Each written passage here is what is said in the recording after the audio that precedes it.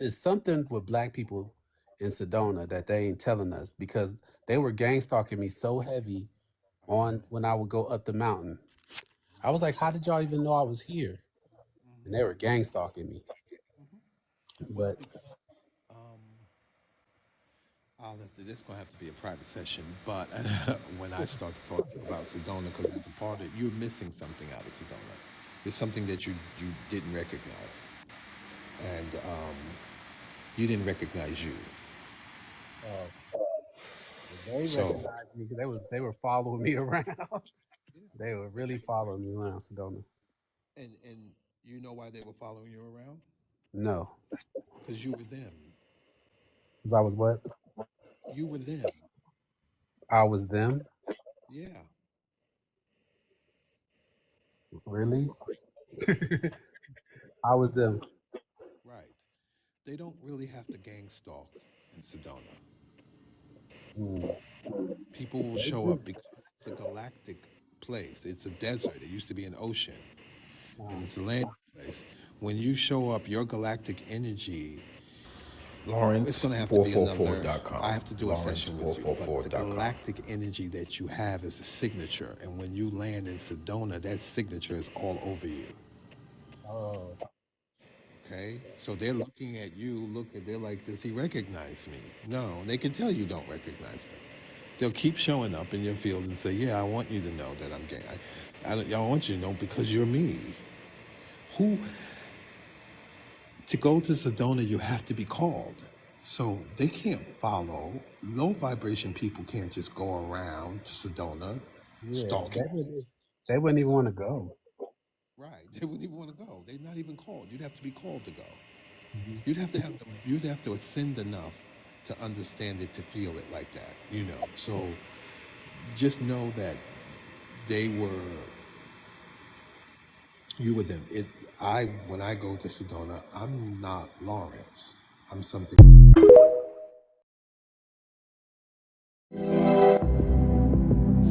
All right, grab the remote while it's charging.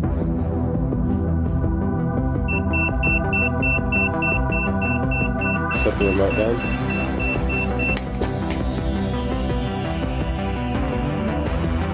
Again, grab it real quick.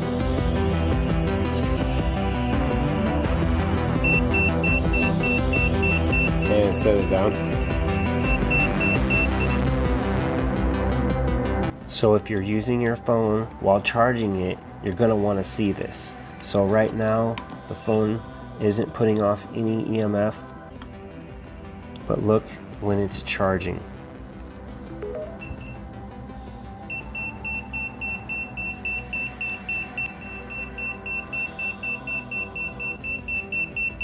Right there, where it's right in the palm of your hand, it's going to be putting off the highest amounts of voltage. Unplug the charger.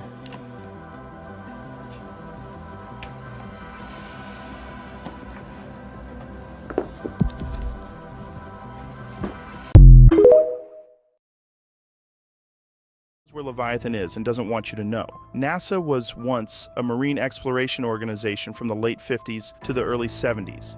Much of what NASA did during these years remains classified and unknown. However, some fascinating files were recently disclosed by a former NASA employee, Michael Thomas, who leaked many classified NASA files, the most notable being called Operation Leviathan. So this was a special mission conducted between 1967 and 1969, and what the operation involves is terrifying.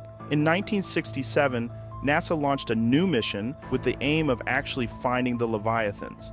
Despite the absurdity of their endeavor, only 5.5% of the oceans had been explored by 2024, and in the 60s, only 3% had been explored. So the possibility of finding a giant creature wasn't too far-fetched. On March 1st, 1967, they launched a specialized fleet of 11 research ships equipped with sonar technology, which was new at the time.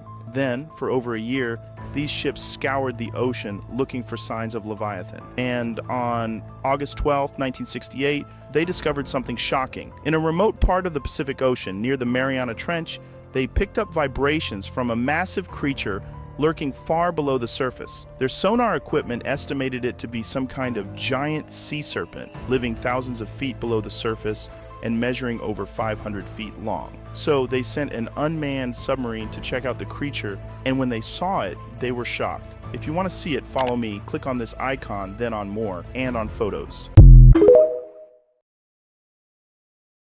Remains, how did cocaine get in the Egyptian mummies? Let's keep going. And then we found that about half the population tested positive for coca leaf use. So it was probably used more frequently than a lot of anthropologists had speculated up until that time. Evidence of cocaine in Peruvian and Egyptian mummies poses an intriguing question. Did the cultures actually interact? Artifacts associated with cocoa processing were also found in contexts dated as early as 9,000 BP. That's about 7,000 BC.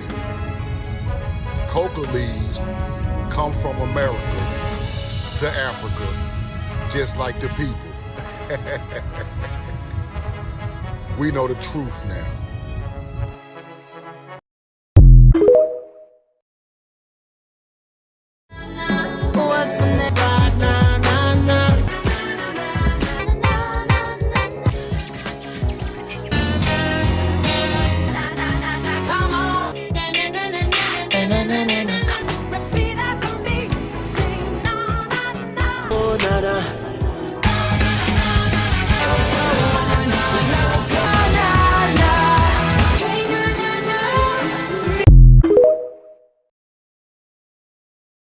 Just released, apparently by accident, the Project Aqua stuff. Did you see this? No, what's that? Retrieving data across dimensional space-time, develop remote viewing comms and countermeasures, determine baseline for physical transport across dimensional space-time barrier, rapid response medical teams for UFO interaction events. So how did they do this accidentally? Study conscious interactions with and control of technology. So I got this from someone in the U.S. government who's well, look, let me just start by saying I don't know anything, but he sent me this. The above is 100% legit. I was read into this program but told never to tell anyone. It's now been released. As you can see, it began as a result of my old program, AATIP. I signed a document saying I would never talk about Kona Blue and similar efforts. I can't believe the AARO would have released it. Look, Yeah. I mean, here's what we do know, is that there's enough going on in the skies, but not just the skies, underwater, that the U.S. military has been forced to respond to it. So, like, move aircraft from one place to another because there are too many of these objects in the sky. That's actually happened. Chris Mellon just wrote a long piece about it. So it's real. The government is not controlling it. In fact, it's forcing the government, DOD, to respond. And we know that there is a real effort, and has been underway for a long time, to keep the public from knowing about it. But that's all known. That's established. I don't think any rational person would deny that. The question is, like, what is it actually? I mean, now is sort of the point where you have to ask, like, what is this? Abortion clinics at the border. They're telling us as American women, specifically Black American women, we need to abort our children. But if you coming across the border with your baby, oh, come to the land of milk and honey, the great land of opportunity. We'll take care of you. Joe Biden even said, I'll give illegal immigrants coming across the border $400,000 apiece. Can you imagine if they were to go to that Black single mother living in the hood, not even $400,000, offer $4,000, because I know some Black women that can make something jump with $4,000. Offer her $40,000. You know why they'll never give us that? Because they know that we'll never need them again. Welfare reminds me of an old man I used to date. I was in a relationship with him for 11 years. He would never marry me, right? But whenever my bills were due, I would tell him he would give me just enough. He had a whole lot of money. He would give me just enough. Rent due, $1,200, he give me $1,200, not 1 cent over, because he knew that every month the rent was due, that I would have to come back to him. He wouldn't give me $100,000 and say, here, baby, bump that, go buy you a house and start you a business, because then he felt like I wouldn't need him. The government system is the same way when it comes to Black Americans. They'll never give us enough to get over and get up. It's only enough to make sure we continue to come back every 30 days so that we can remain slaves to their system.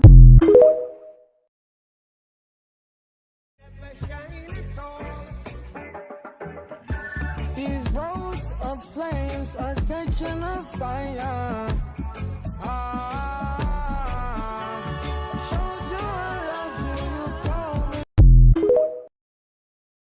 Consider themselves to be the most beautiful people on the planet.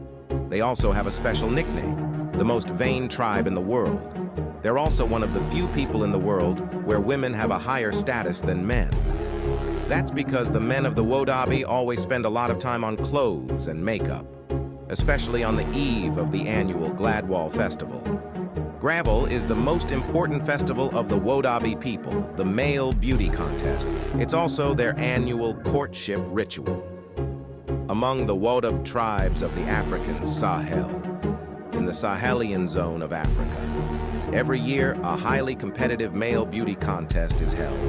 The judges and spectators are all women. The Wodabi are perhaps the only people in Africa who allow girls to choose their own fiancé. The ultimate winner of the pageant receives more than just a belt and a crown. Follow me to show you a different world.